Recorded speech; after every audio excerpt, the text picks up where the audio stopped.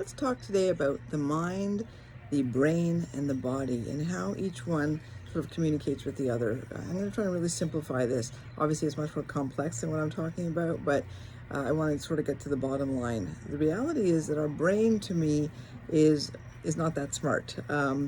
It just waits for feedback from our body and our mind. So what I've noticed is that a lot of times we go straight into mind, so talking ourselves down from an anxious state or from a depressed state, talking ourselves up, using affirmations, that kind of thing. But sometimes that takes a long time to impact, and sometimes it never happens at all. So I wonder, like, what was going on with that. And of course, you have to look at the body as well. And we know that our body sends our brain signals. So if I'm like hunched up and if I'm tight in my muscles, my brain is hearing that as a problem or a threat, and it immediately sends out those threat signals. So it sends us cortisol and other, stress hormones flooding through our system, thinking that we're in imminent danger and wanting us to fight, flight, or collapse. But the reality is that most times we're not in imminent danger, and so our body doesn't need to be in that tightened state.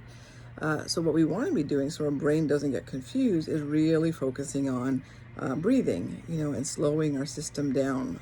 Whether you do a 5-second inhale, 5-second exhale, or a 4-7-8 breath, which would be a 4-second inhale through the nose, holding for 7, and then a 8-second, exhale through the mouth with kind of like a relaxed sort of state. Whatever breathing exercise you decide to do, and repeat, the whole point is to slowly get our body to start to soften and slow down so that our brain gets it and then stops secreting all of those unhealthy stress hormones. So from there, what we can do is, once we've softened our body, then we can go to the mind and what we want to tell ourselves in that state. Because the reality is, our brain will listen to our body before our mind.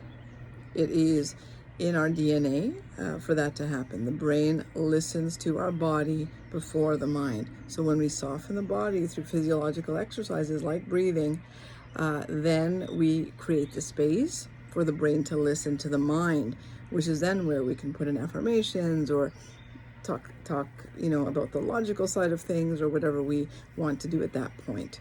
So when you're feeling overwhelmed, when you're feeling distressed, please slow down your breath, literally slow down your physiology, so that you're telling your brain, hey, I'm not in any imminent danger, and then bring in the talk. And I think as you practice doing this, you'll find that that's going to be really helpful in actually getting you to the place that you want to go to, rather than feeling like a self-critic kicking in because why isn't this working? Why am I doing affirmations and nothing's happening? So work on the physiology, understanding that the brain, all it wants is to hear what it needs to do, and it will always go body first and then to mind.